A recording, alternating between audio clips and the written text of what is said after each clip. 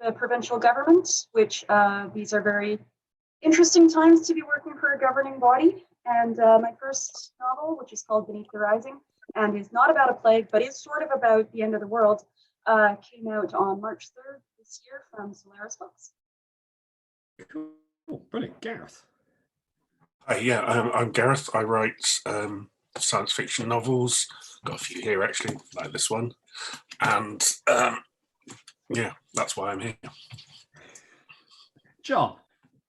Hi, yeah, my name's Jonathan Pinnock. I write all sorts of stuff. My first book was Mrs. Darcy versus the Aliens, and I'm less ashamed of that than I probably should be. I also write short stories, and my most recent series is a series of mathematical mysteries for Farrago Books, starting with The Truth About Archie and Pi. And the latest one is called The Riddle of the Fractal Monks, and it's coming out in just under 2 weeks. Excellent. Michael, you have your microphone muted at the moment. Well, it's just to keep the background noise. Right. Can you all hear me okay, yeah? Yes. I'm Michael. I'm currently senior commissioning editor for fiction and non-fiction at Rebellion Publishing. I'm Derek's editor currently, and I work with David Moore, who is Premi's editor. So that's quite nice, and nice to see everybody there. Before that, I was at Penguin Random House UK, where I published things like The Martian by Andy Weir, and before that, I was a bookseller and then the science fiction buyer at Waterstones, head office buyer. So I'm the interloper, not a writer. No, that's fine. Foreshadowing there, Derek. Hi, I'm calling from Gatineau, Quebec in Canada, and I'm here mostly to hear the British accents. Yeah, no, life is good. As Michael mentioned, I've got 2 novels out with Solaris, The Quantum Magician and The Quantum Garden, and I'm a space opera writer, more than pandemic, but have some views about pandemics as well and post-apocalypses. So thanks for having me. Hey, Elliot. Hi, I'm Aliette Dibodard. I am a systems architect, which mainly means that I try to run trains without them crashing into one another, which generally is a little inconvenient for passengers when that happens. I also write space opera and dark fantasy. The series I just wrapped up with The House of Sundering Flames is set in a post-apocalyptic Paris. There was no pandemic. But, you know, I kind of leveled the city. So I feel looking at our current ghost town that I got it wrong. Like the building are remaining standing and it's the people that are off the streets rather than my version in which they're on the streets fighting each other. Excellent. Tade. Hi, I'm Tade. I write science fiction. I write crime. I write all kinds of things. I'm a doctor. I specialize in mental health problems in people with physical diseases. Yeah, that's me. I'm probably here because in my Rosewater books there's an infection that everybody has. Everybody on the planet has it, and it actually helps the aliens to know what thoughts you are thinking. Excellent. In summary. So, and brief introduction. I'm here because Anne contacted me, and I normally do panels. At BristolCon, I write a lot of short fiction. Although I've ended the world a couple of times, I have not included any pandemics in any of my fiction. No, once. No, sorry, that's true. One person survives and they're immune. That's it. Very short piece of fiction. And let me think, my son came up with the name Wi-Fi Sci-Fi. It's one of those things he came up with over breakfast. I mean, you know, he's not taking his A-levels this year, so he had to do something useful. But let's go straight into the first.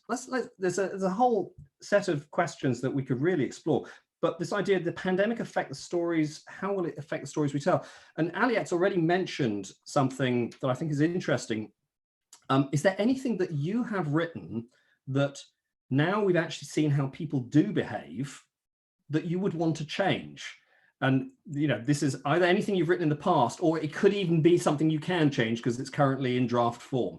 Is there anything you've written you go like, actually, I would probably change this? It doesn't have to be massive. I mean, it could just be the inclusion of toilet paper and pasta, or it could be something more dramatic. Well, I think when I was writing House of Sundering Flames, which, I mean, no mild spoilers, I blew up Paris completely in the opening pages.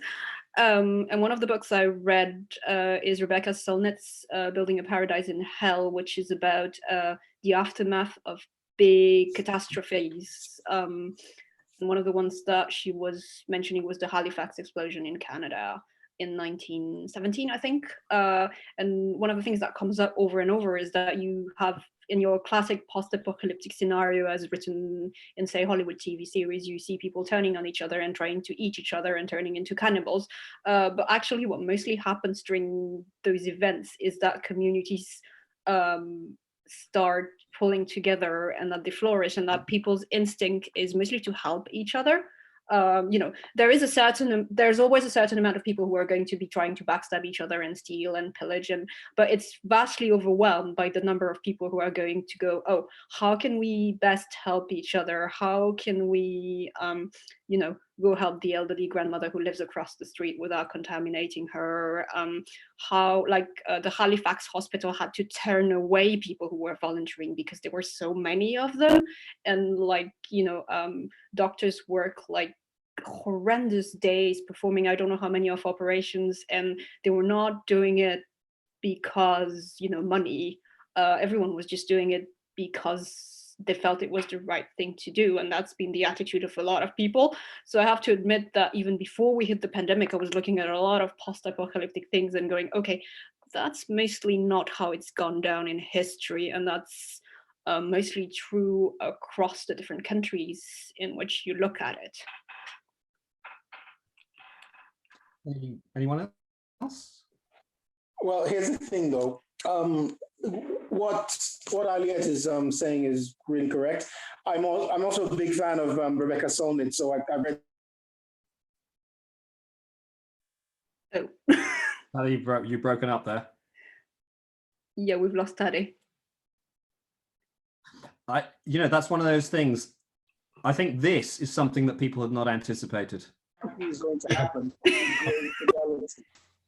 What we do as writers, as science fiction writers, is this. We take a set of things, we take a specific question, a particular question, and we explore that question.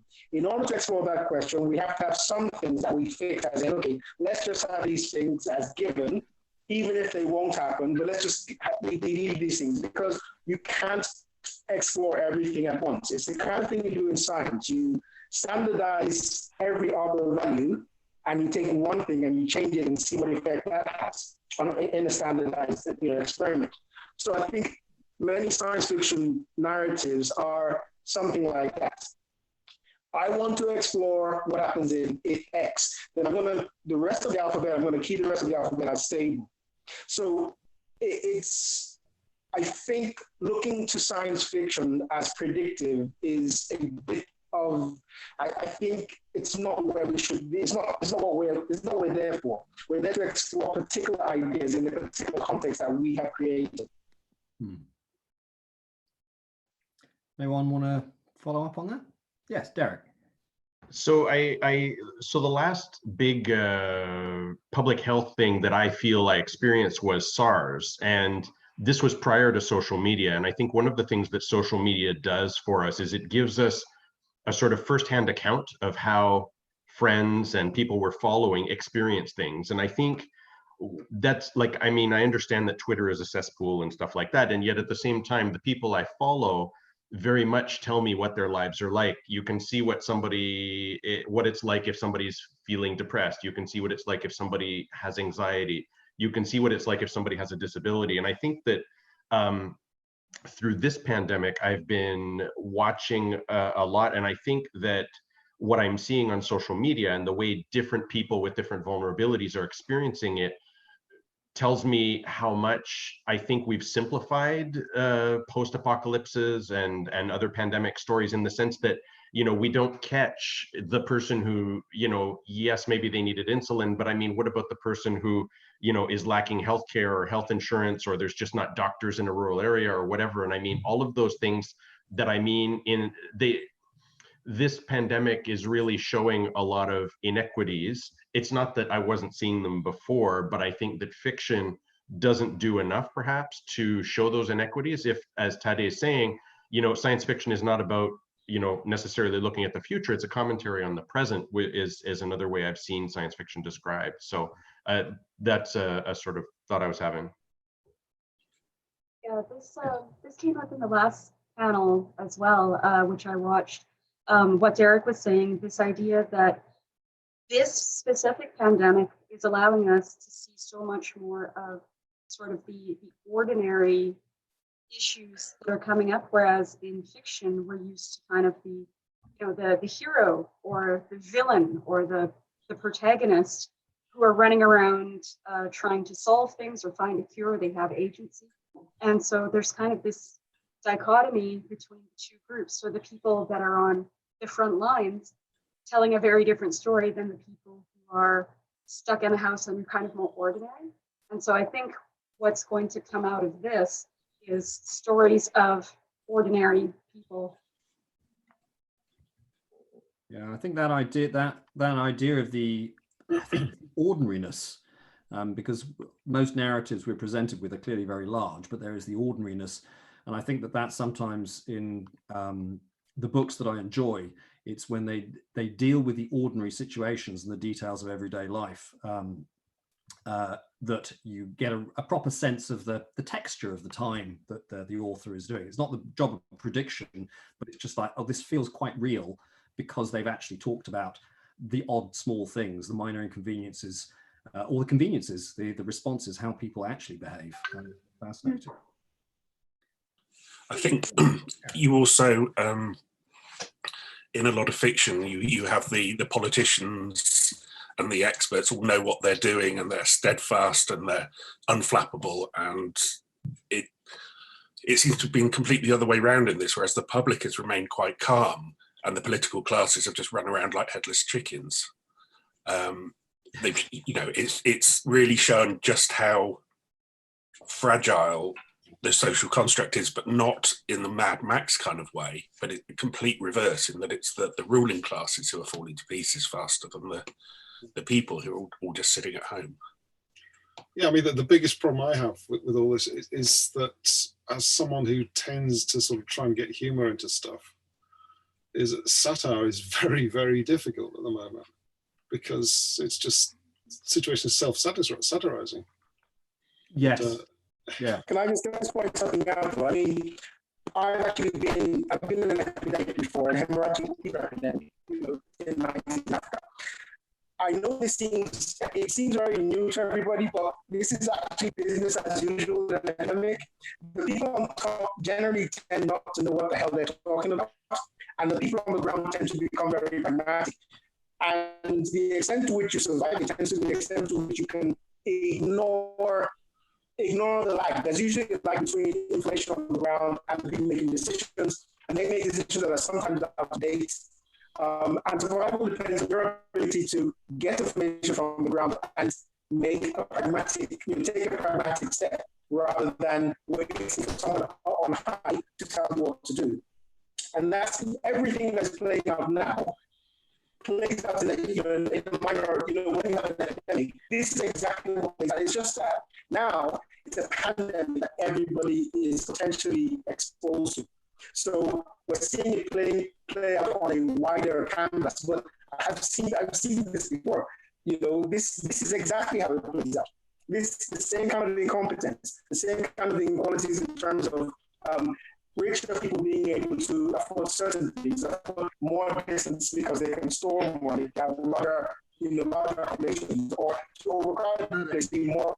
Is it possible? Overcrowded. This is what happens. Disable your video because your signal's breaking up quite a lot, and I'm wondering if the video is. I think that's hogging the bandwidth. So that might make a difference. So, all right, I've done that. Yes. There we go. We're missing your face, but your voice is quite nice now. All right. Did what I say, was it clear? You kept breaking up, unfortunately. So I'm gonna suggest a protocol, because we like seeing you, but if you want to I guess when you're speaking, if you switch your video off, then that will make the best. That's the most obvious signal in that case. What I think that there's an interesting point that looking at the effect the stories we tell. I think looking ahead, although we find across the genres, whether they come through the mainstream, whether they're TV, whether they are trends in cinema, whether it is the novels that are published and the stories that are written, there are certain cycles, almost tidal cycles. You know, there's paranormal romance that had its day. We've just seen zombies kind of have been receding a little bit. The whole zombie apocalypse thing, and one feels that might come back. But I'm interested, and of course, predicting the future is not what we do here, but let's talk about the future. In looking at those ocean-like movements across both the writing and the publishing world, there is a symbiosis there, and the reading public. What are you looking at over the next few years in terms of what are the stories people are going to tell? During the nuclear era, whether it was On the Beach, Terminator, Canticle for Leibowitz, our end of worlds were all nuclear. Then we went through a sort of period where people weren't specifying end of worlds, not the mechanics of it. And now are we going to expect a whole load of biotech thrillers? Are we looking at it's going to be pandemics? What did it?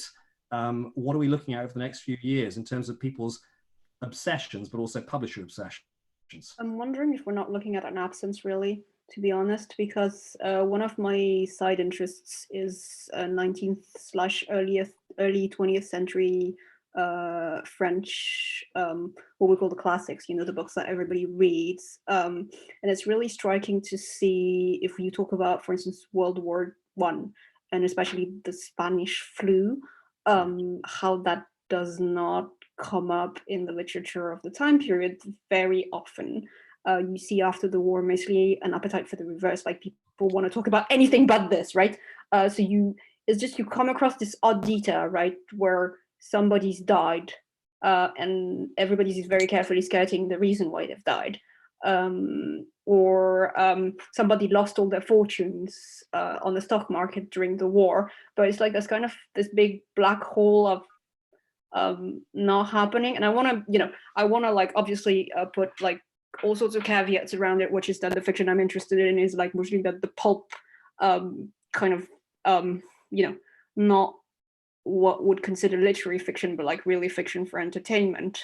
But that there's this feeling, at least that's the feeling I get, that people were just too exhausted and too traumatized by what they'd been through, and they were like, we kind of don't want to hear about it. We want to focus on anything else but this. One of the writers I'm looking back at currently is Maurice Leblanc, who was writing Arsène Lupin, which is this kind of French counterpart to Sherlock Holmes, who's like a gentleman thief who sleeps with lots of people. It's so French. And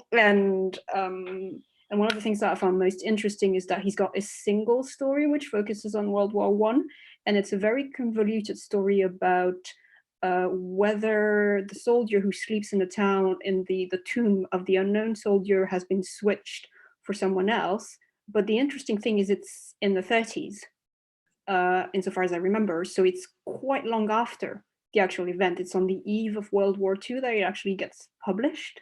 And it's also full of, it's not talking about the war per se, it's talking about its aftermath, it's talking about a duty of memory. It is really not talking about soldiers, it's not talking about, the Western Front, it's not talking about any of this. And, you also have novels like All Quiet on the Western Front, obviously, so there is a subgenre of war novels. But one of the things that I find really interesting is there is also this gaping absence of, okay, it happened, but we are not sure, we as a society are not sure that we're ready to deal about this, other than, tiptoe around this kind of chasm of loss, really.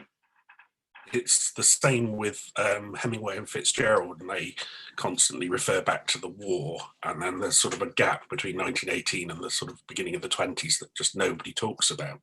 And it's like almost as if they went straight from the war into the sort of jazz age, and they just don't mention the flu at all.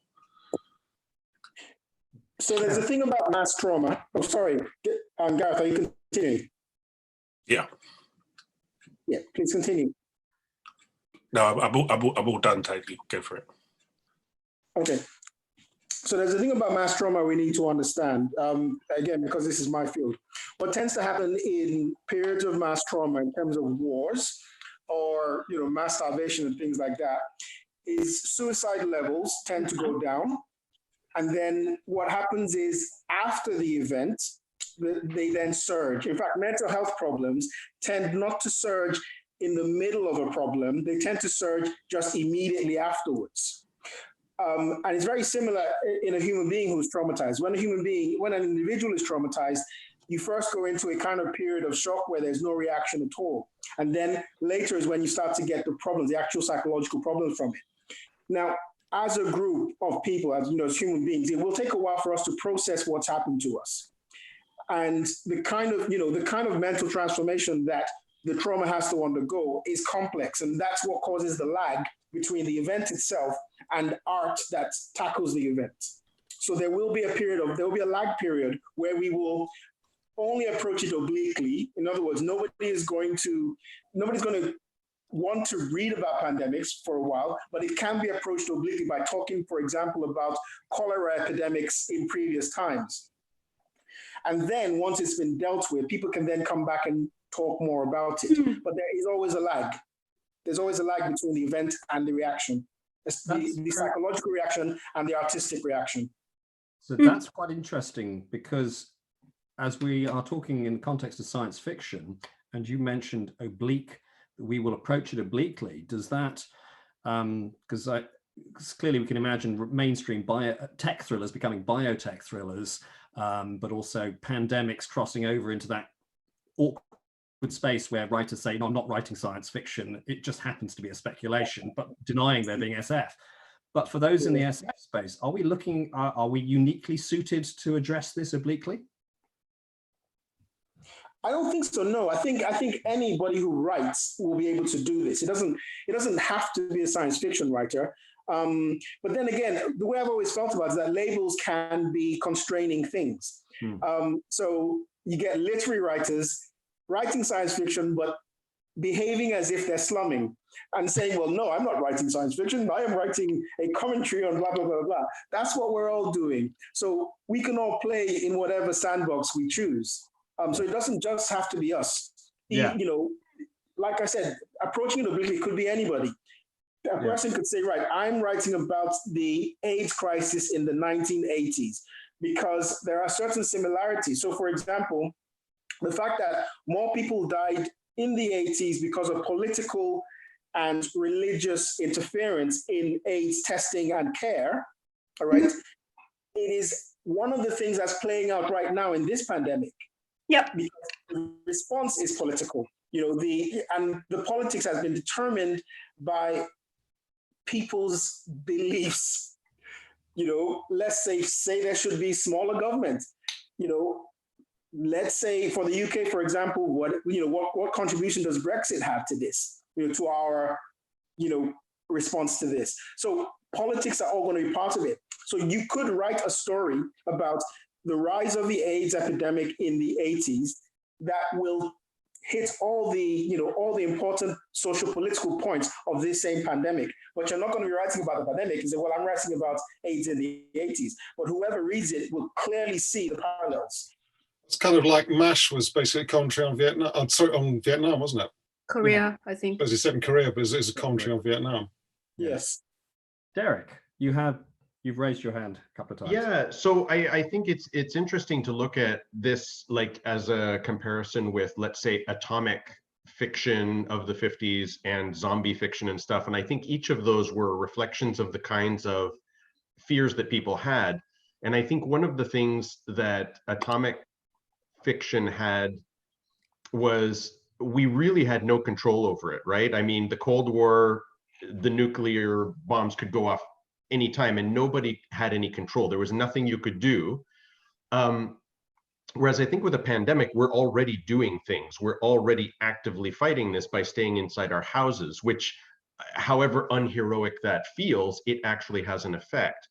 And I think that if you're going to get to stuff about fears of pandemics, I think the nature of the fear is going to be a bit different. It's going to be the anxiety of whether you have the right information or not. It's going to be the anxiety of breathing other people's breaths. It's going to be the anxiety of gatherings. And so I think the nature of whatever will be, you know, people processing this will look different from zombies, and it'll look different from Atomic Age and other stuff.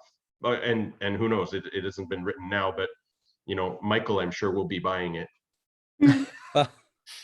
Well, it's interesting. There's a few agents have already sort of posted on Twitter, haven't they? You know, please don't send me 200 pandemic manuscripts. I'm not looking for that, you know. And but I think, I mean, I found it interesting because about a month ago, before we all went into lockdown, I bought a copy of the Decameron, if I'm pronouncing it correctly, which, you know, I shamefully I've not read before, but it ties in slightly to something I'm working on, and of course that was written in the 14th century after the Black Death, as a direct result of, you know, of the experiences of that, and of course is a seminal work and an early piece of this kind of fiction. And I think what people have said again about the Cold War science fiction, which when I was at university, I was really interested in Cold War science fiction. You know, Canticle for Leibowitz is something I wrote about, and various other kinds of books, which I found fascinating. But there is, as well as things like Derek has talked about the isolation, and then Tade's touched on about, you know, the political things. There was a very much an ideological aspect to fiction of the Cold War. I mean, you know, while it's a cliche and a term that we perhaps wouldn't like to use now, but the Reds under the beds kind of idea, that was what it was about. You know, everything from Philip K. Dick's Time Out of Joint to, you know, pulpy Jerry Ahern survivalist novels. You know, I mean, I'm a child of the 70s and the 80s. You know, I'm you know, born in 73. You know, my formative years of reading were in the 80s, where Cold War fiction was still coming. The TV was everywhere. You know, and it wasn't until until the wall came down that we really started to see perhaps a different kind of apocalyptic fiction happening. And I think that's when the zombies started to get popular and all those kind of things. But there have always been books being published by people like Aliette said, and you know, things like the books about the Spanish flu. And there are books that have come just after the Spanish flu, and there are books written fairly recently about things like that.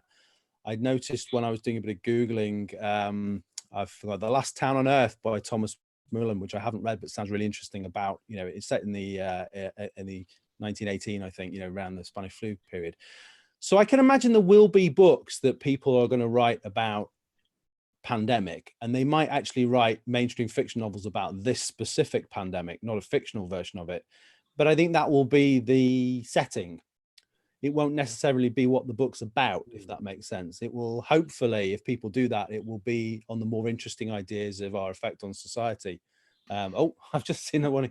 But yeah, so I think there's always going to be things. What I'd like to see authors not doing, I mean, William Gibson is one of my favorite authors of all time. And I remember when pattern recognition came out, there was a pause because of 9/11. And he went back and he rewrote bits of it, I read in an interview somewhere, because he felt that he had to put something in that book. And when I go back and read it now, to me, it feels like it's just been popped in there for the sake of it. I mean, that's, I don't mean that in a horrible way. It's a terrible, terrible event. But it feels like he felt he had to put it in there, but I'm not sure if it's the best thing for the book that he actually made it such a central part of one character's personal history. It's interesting because it's a book of its time, and I think we'll see books of their time, but yeah, hopefully we'll see people analyzing the society aspects, the social commentary aspects of what's going on really now. Maybe that will hopefully Michael, come out in books in different ways. That.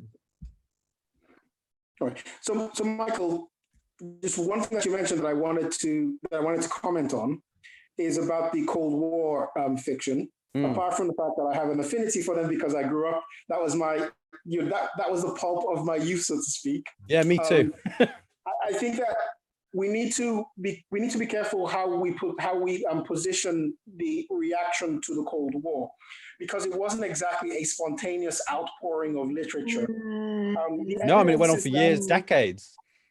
Yeah, it wasn't spontaneous. The literature tells us, or rather, what the evidence. Tara, you've That it dematerialized. completely vanished. Oh dear. Okay, I'm going to riff off something there. I mean, no, sorry. I can probably complete what he was going to say, but is that a lot of the fiction was Yeah, go for it. propaganda by the states. Yeah. So that Yeah. in that sense, it wasn't spontaneous because it was cultivated. Oh yeah, yeah. You can come back and the confirm if you fiction want. sounds- Let's do yeah, our like. the fiction was a weapon. The fiction was a weapon. It was weaponized by the state and used for that function. So it was. I would say that it was selectively promoted and carefully curated for the effects that they got, and it is the exact kind of effect that they wanted. So it has to be seen in that context as well. It's not just a spontaneous reaction. No, I wasn't suggesting it was. I mean, people like Walter M. Miller Jr. had a very, very personal response to it. He was on one of the planes that was taking one of the bombs, on its way to be dropped on Japan. And that had a profound effect on him personally. And his writing then, he went from being a devout Catholic to being a humanist, and it troubled him for his whole life. So there's different aspects of it going, but it's a decades long evolution of fiction that had so many, and you're right, it had so many different aspects to it, and you're quite right, of course, very much state sponsored in many ways. So let's sort of start to kind of bring things to a close. Curiously enough, this echoes and bridges with the theme of the previous panel, that in that sense, a lot of the stuff that came out of the atomic age was a reflection from all sides of things that we feared or obsessed with. But we also see that fiction offers us things that we hope for. And I'm interested in this possible cycle. I'm going to steal a question from the previous panel that wasn't answered. Lindsay Kroll asked, do we think we might see a rise in utopian fiction in the next few years?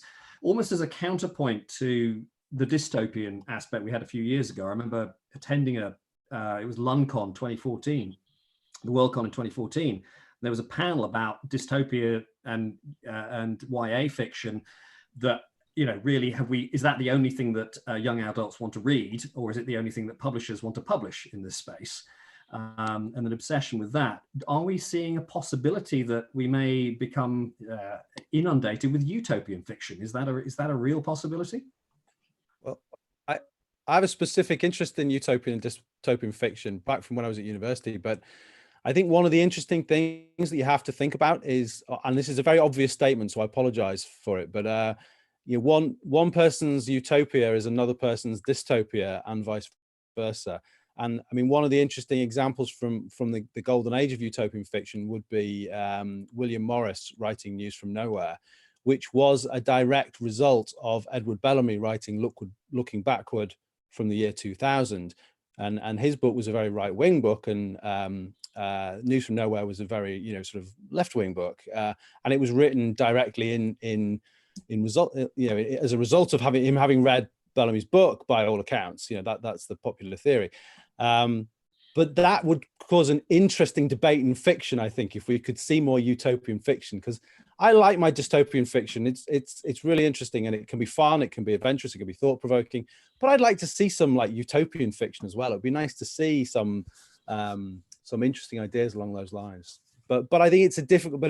But I think we're always going to find that people are going to have differing opinions of what a utopia might be, and it could be very interesting and controversial. It's also a lot less fun to write a utopia. Yeah.